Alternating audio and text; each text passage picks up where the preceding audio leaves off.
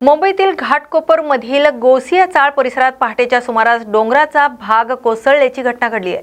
पहाटे 3 ते 4 वाजण्याच्या सुमारास दरड कोसळल्याची माहिती आहे। या दुर्घटनेत 5 ते 6 जण अडकल्याची प्राथमिक माहिती समोर आली आहे। घटनास्थळी अग्निशमन दल, मुंबई पोलीस आणि NDRFचे पथक दाखल झाले असून अडकलेल्या नागरिकांचा शोध घेण्यासाठी युद्ध पातळीवर बचाव कार्य सुरू आहे। यादव कुटुंब आणि शेख कुटुंब या परिसरात राहत असल्याची प्राथमिक माहिती मिळते। दरड कोसळल्यामुळे या परिसरात भीतीचं वातावरण असून बचाव पथकाकडून ढिगारा हटवण्याचं आणि अडकलेल्या नागरिकांचा शोध घेण्याचं काम सुरू आहे। अंदर कौन फंसा हुआ है? अभी कौन है अंदर? मेरा बड़ा भाई है। क्या दुर्घटना हुई है? और बड़े भाई का दोस्त भी है साथ में। 3 बजे गिरा है, 5 बज गए, 6 बज गए, अभी तक कोई नहीं कुछ कर पाया। काली आ रहे, देख के चले जा रहे। पीछे वाले गली में सबको बचा लिए, खाली ये गली में नहीं बचा। तो ये कौन दबा हुआ है अंदर? मेरा लड़का है, अभी जा गई रहा था, मैं फोन की थी, बोला मैं आगे आ रहा हूँ, मम्मी डरो मत। तो मेरा लड़का है, एक ये दुकान वाला है, इसका पूरा परिवार है, मेरी बहन हुई है, 2 छोटे बच्चे। ये क्या हुआ है? क्या हुआ है? कैसे दबे हुए लोग? अब पता नहीं, पहाड़ अचानक गिरा। उसी में तो आप लोग इधर रहते, वो लोग वहाँ? नहीं, उधर ही मेरा कितने लोग हैं अंदर अभी? 4 लोग, 6 लोग हैं, 2 बच्चे हैं, 2 मेरे बहन भाई है, इनके बेटे हैं। जळगावच्या धांडे नगरातील श्रद्धा कॉलनी परिसरातील गौरी शंकर महादेव मंदिरात भर दिवसात चोरी झाल्याची घटना समोर आली आहे। गजबजलेल्या परिसरात मंदिराच्या गाभाऱ्यात प्रवेश करून चोरट्याने चोरी केल्याची माहिती आहे। विशेष म्हणजे चोरीचा संपूर्ण प्रकार मंदिरातील CCTV कॅमेऱ्यात कैद झालाय। दिवसाढवळ्या मंदिरातच चोरी झाल्याने परिसरातील नागरिकांमध्ये चिंता आणि संतापाचं वातावरण आहे। धार्मिक स्थळाच्या सुरक्षेवर प्रश्नचिन्ह निर्माण झाल्याने पोलिसांनी CCTV फुटेजच्या आधारे चोरट्यांचा तातडीने शोध घेऊन कार्यवाही करावी अशी मागणी नागरिकांकडून केली जाते। दरम्यान या घटनेमुळे धांडे नगरातील सुरक्षा व्यवस्थेबाबतही नागरिकांकडून प्रश्न उपस्थित केले जात आहेत। जळगाव शहरात अवैध शस्त्र बाळगण्याविरोधात शनीपेठ पोलिसांनी कारवाई करत देशी बनावटीची पिस्तूल आणि 2 जिवंत काडतुसे जप्त केली आहेत। गोपनीय माहितीच्या आधारे शनीपेठ पोलीस ठाण्याच्या प्रभारी अधिकारी विशाल जयस्वाल यांच्या मार्गदर्शनाखाली ही कारवाई करण्यात आली आहे। पोलीस पथकाने प्रकाश तोलार याला ताब्यात घेऊन त्याची झडती घेतली असता देशी पिस्तूल आणि 2 जिवंत काडतुसे आढळून आल्याची माहिती पोलिसांनी दिली आहे। पोलिसांनी हा शस्त्रसाठा जप्त केला असून संशयिताविरोधात शस्त्र कायदा आणि महाराष्ट्र पोलीस अधिनियमाअंतर्गत गुन्हा दाखल करण्यात आलाय। दरम्यान या कार्यवाहीमुळे जळगाव शहरातील अवैध शस्त्र बाळगणाऱ्या विरोधात पोलिसांकडून कार्यवाही सुरू असल्याचं समोर आलंय। आरक्षणाच्या मुद्द्यावरून वंचित बहुजन आघाडीचे युवा नेते सुजात आंबेडकर यांनी भाजपवर जोरदार टीका केली आहे। भाजपकडून समाजात तेढ निर्माण केली जात असल्याचा आरोप त्यांनी केलाय। तर सध्या देशात आरक्षण हटावचे काम सुरू असल्याचा दावा त्यांनी केलाय। SC, मातंग आणि इतर वंचित समाजांमध्ये वाद निर्माण करण्याऐवजी सर्वांनी एकत्र येऊन आरक्षण वाचवण्यासाठी लढलं पाहिजेत असं आवाहन सुजित आंबेडकर यांनी केलंय। दरम्यान राम मंदिरातील चोरीच्या कथित प्रकरणावरूनही त्यांनी भाजपवर निशाणा साधलाय। मंदिराचा मुद्दा ज्वलंत ठेवून मोठा सोहळा करण्यात आलाय। मात्र मंदिराच्या तिजोरीत चोरी होत असेल तर जबाबदारी कोणाची असा सवाल त्यांनी उपस्थित केलाय। शरद पवार आणि पंतप्रधान नरेंद्र मोदी यांच्या भेटीवरही सुजात आंबेडकर यांनी प्रश्न उपस्थित केलेत। दोन्ही नेत्यांमध्ये बंद दरवाजा आड काय चर्चा झाली हे स्पष्ट झालं पाहिजे अशी मागणी त्यांनी केली आहे। तसेच डिलिमिटेशनच्या मुद्द्यावरूनही त्यांनी या भेटीवर भाष्य केलंय। अभिजित दिपके प्रकरणात वंचित बहुजन आघाडीने त्यांना मदत केल्याचा दावा करत विद्यार्थ्यांवरील कारवाई विरोधात पक्षांची लीगल टीम मैदानात असल्याचंही सुजात आंबेडकर यांनी सांगितलंय। भाजप जेव्हापासून सत्तेमध्ये आलं 2014 पासून, तेव्हा मोठ्या प्रमाणामध्ये 2 समाजामध्ये तेढ निर्माण करणं हे भाजपचं डिवाइड अँड रूल ब्रिटिशकालीन पॉलिसी ही कायम राहिली। महाराष्ट्रामध्ये, भारतामध्ये मुस्लिम वर्सेस हिंदू हे भांडण भाजपने सगळीकडे पेटवलं। त्याच्यानंतर ते भांडण मिटवता नाही आलं तोपर्यंत OBC वर्सेस मराठा हे भाजपने पेटवलं।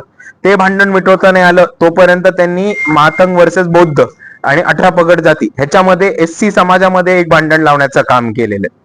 पण आज जर आपण भारतामध्ये अजून एक गोष्ट बघितली तर एक मोठ्या प्रमाणावरती रिझर्वेशन हटाव हे आंदोलन भारतामध्ये चालू झालेले।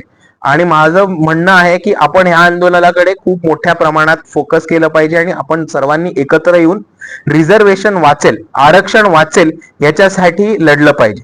जे जे समाज आहेत ज्यांनी ज्यांनी आरक्षणाचा लाभ घेतलाय त्या सर्वांनी एकत्र येऊन रिझर्वेशन हटाव आंदोलन हे बंद पाडण्याची गरज आहे. कारण आपण बेसिक मुद्दा समजा, जर आरक्षणच राहिलं नाही तर उपवर्गीकरण लावणार कशात? तर पहिले सगळ्यांनी एकत्र येऊन आरक्षण वाचवायची गरज आहे. दादा, राम मंदिराची चोरी झालेली आहे, त्या प्रकरणावर वंचित आघाडीची काय भूमिका राहणार आहे? सगळ्यात पहिले ज्या लोकांनी 2018 मध्ये बोंबलून सांगितलेलं की चौकीदारी चोर आहे ते बरोबर होते असं मी म्हणेन. आणि ज्या नरेंद्र मोदींनी स्टेटस लावलं होतं की मे भी चौकीदार, ते कुठले चौकीदारी करत होती हे त्यांनी आज सांगायला पाहिजे. दुसऱ्या बाजूला मी हेच म्हणेन की आज हिंदू समाजाने मोठ्या प्रमाणात भाजपचा छुपा अजेंडा बघितला पाहिजे. भाजप हा हिंदू विरोधी पक्ष आहे कारण तो माणुसकीच्या विरोधातला पक्ष आहे. मोठ्या प्रमाणामध्ये राम मंदिरचा इश्यू हा गेल्या 20 वर्ष भारताच्या राजकारणामध्ये ज्वलंत ठेवून त्यांनी मोठ्या प्रमाणात हे मंदिर बांधलं, त्याचा भव्य दिव्य सोहळाही केला. आणि जर ते सोहळ्याच्या 2 वर्षाच्या आतमध्ये त्या मंदिराच्या तिजोरीमधनं चोरी होत असेल तर नेमकं भाजप करतंय काय हा प्रश्न सर्वांनी उपस्थित केला पाहिजे. योगी आदित्यनाथ सीएम आहेत, नरेंद्र मोदी पीएम आहेत, यांनी ह्याच्यावरती कारवाई केली पाहिजे किंवा ह्याच्याशी त्यांचा संबंध आहे की नाही हे त्यांनी उघड केली सांगितलं पाहिजे. शरद पवारांचे खासदार जे आहेत ते पंतप्रधानांना जाऊन भेटले, कसं बघता या सगळ्याकडे? कालपर्यंत ते विरोध करत होते, काय म्हणजे वेगळं ते काही? कालपर्यंत विरोध करत होते, ते कॅमेरावरती विरोध करत होते. ते 2014 पासून भाजपचंच काम करतायत हे महाराष्ट्राला माहितीये. 2014 मध्ये जेव्हा निवडणूक झाली होती तेव्हा शरद पवारांनी स्टेटमेंट दिलं होतं की भाजपला गरज पडली तर आम्ही बाहेरनं पाठिंबा देऊ, आणि त्यांनी मजबूर केलं होतं उद्धव बाळासाहेब ठाकरेंना भाजप बरोबर 2014 मध्ये युती करायला. आज आपल्यामध्ये अजितदादा पवार नाहीयेत, पण अजितदादा पवारांनीही 2019 मध्ये हे म्हटलं होतं की सकाळची शपथविधी त्यांनी फडणवीसांबरोबर ह्याच्यासाठी घेतली कारण शरद पवारांनी त्यांना पाठवलं होतं. त्याच्या पुढे आपण जाऊन बघितलं तर अर्धे शरद पवारांचे खासदार आमदार हे निवडून आलेले 2022 मध्ये जाऊन भाजपमध्ये जातात आणि भाजपची सत्ता स्थापन करायला मदत करतात. आजही मोठ्या प्रमाणात चर्चा आहे की शरद पवारांचे आमदार हे भाजपमध्ये जाण्याच्या मार्गावरती आहेत, आणि दुसऱ्या बाजूला चर्चा आहे की दोन्ही राष्ट्रवादी विलीन होऊन भाजपमध्ये जाईल की नाही ही एका बाजूला चर्चा आहे. त्याचबरोबर जे काल 8 खासदार हे भाजपला भेटायला गेले होते, हे डिलिमिटेशन बिल संदर्भात भेटायला गेले होते. जेव्हा केंद्र सरकारमध्ये डिलिमिटेशन बिल हे मोठ्या प्रमाणात अयशस्वी ठरलं तेव्हा भाजपनी हे ठरवलं होतं की आपल्याला काही करून मेजॉरिटी मिळवायची. त्याच्यासाठी तृणमूल पक्ष फोडला, आम आदमी पार्टी फोडली, आणि मग त्यांचं महाराष्ट्रामध्ये लक्ष गेलं तर तेव्हा कळलं की अरे उद्धव ठाकरे आणि शरद पवार तर आपलीच लोक आहेत, यांना कधी घेऊ शकतो पक्षामध्ये. आणि त्याच पद्धतीने सुप्रियाताई आणि 8 खासदार हे नरेंद्र मोदींना आश्वासन द्यायला गेले होते की डिलिमिटेशन बिल मध्ये भाजपच्या बाजूनीच हे मतदान करतील. त्याच्याही पुढे मी जाऊन सांगतो की जेव्हा शरद पवार जंतर मंतरला गेले होते विद्यार्थ्यांना पाठबळ द्यायला, तसेच ते जंतर मंतरवरनं पुढे जाऊन नरेंद्र मोदींच्या भेटीला गेले होते. आणि आपल्याला कुठेही समोर आलं नाही की शरद पवार म्हटलेत की त्यांनी विद्यार्थ्यांचे मुद्दे नरेंद्र मोदींसमोर ठेवले. ती चर्चा झाली ती बंद दरवाजाच्या मागे झाली. ते बंद दरवाजाच्या मागे नक्की काय चर्चा झाली हे आज आपण सर्वांनी विचारलं पाहिजे. आणि त्याच्याहून महत्वाचा अजून एक मुद्दा जो रिसंट डेव्हलपमेंट आहे ज्याच्याबद्दल कोणी बोलत नाहीये तो म्हणजे सुप्रियाताईंच्या मुलीचं लग्न. आज सुप्रियाताईंच्या मुलीचं लग्न ज्यांच्याशी झालंय ते मोठे RSS आणि 3 पिढ्या भाजपमध्ये असणार आहेत. ते MLC ला उभे होते आणि राष्ट्रवादी काँग्रेसनी त्यांना बिनविरोध नागपूरमधनं विधान परिषदेवरती पाठवले. आणि एका बाजूला आयुष्यभर पुरोगामित्वाचं नाटक करायचं, राजकारण हे भाजपच्या विरुद्ध करायचं, आणि शेवटच्याच टप्प्यामध्ये भाजपच्या घरामध्ये लग्न करायचं, म्हणजे सत्ता भाजपची यो किंवा राष्ट्रवादीची यो, सत्ता पैसा आणि कारखाना हा पवारांच्याच घरी कसा राहील ह्याची पूर्ण सेटिंग केली आहे. ह्याच्यामध्ये फसलेत ते फक्त बिचारे राष्ट्रवादीचे समर्थक. अमेरिकेहून भारतात आल्यावर अभिजित दिग्गेनं हातामध्ये बाबासाहेबांचा फोटो किंवा माय ऑटोग्राफी नावाचं पुस्तक आपण त्याच्यावरती भाष्य केलेलं आहे. तर आता कॉक्रोचला फार मोठं यश मिळालं आणि 12 वर्षामध्ये मोदी कुणापुढेही झुकले नव्हते.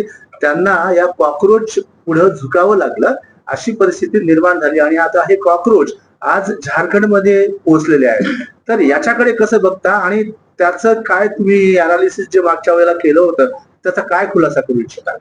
हे बघा, खुलासा मला काही करायची गरज नाहीये, कारण मी फॅक्ट्स मांडलेले आहेत. बाबासाहेबांनी जे पुस्तक लिहिलं नाहीये ते बाबासाहेबांनी पुस्तक लिहिलं नाहीये. खोटं मटेरियल तर आपण बाबासाहेबांच्या नावाने पब्लिश करू नाही शकत. ही एक भूमिका झाली. आणि दुसऱ्या बाजूला जेव्हा हे आंदोलन व्यापक व्हायला लागलं आणि त्याच्याहून महत्वाचं जेव्हा विद्यार्थ्यांवरती अत्याचार, हाणामारी आणि दिल्ली पोलीसकडनं विद्यार्थ्यांवरती ब्रुटल अटॅक झाला, तेव्हा सर्वात पहिले आवाज उठवणारे वंचित बहुजन आघाडी होती. बाळासाहेब आंबेडकर हे दिल्लीला जाऊन आले होते.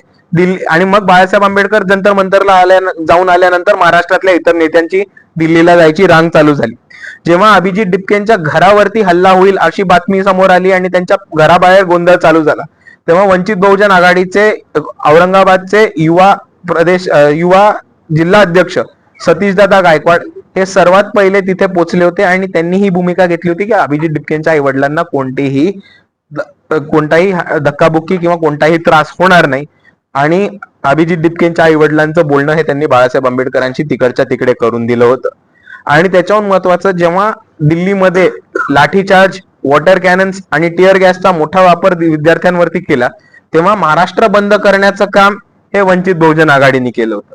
जेव्हा सीजेपीचं आंदोलन ठिकठिकाणी महाराष्ट्रामध्ये, मुंबईमध्ये, पुण्यामध्ये, सोलापूरमध्ये, औरंगाबादमध्ये ठिकठिकाणी होत राहिलं, तेव्हा वंचित बहुजन आघाडीच होती ज्यांनी आमच्या लिगल टीमचा आणि लॉयर्सचा नंबर व्हायरल केला आणि हे म्हटलं की जर विद्यार्थ्यांवरती पोलीस कोणतेही केसेस करत असतील तर वंचित बहुजन आघाडीचे लॉयर्स आणि legal team free of cost आपल्या सर्वांना मदत करायला तयार आहेत. कॉक्रोच जनता पार्टीला आपलं समर्थन आहे का? कॉक्रोच जनता पार्टीला आम्ही 7 प्रश्न विचारलेत.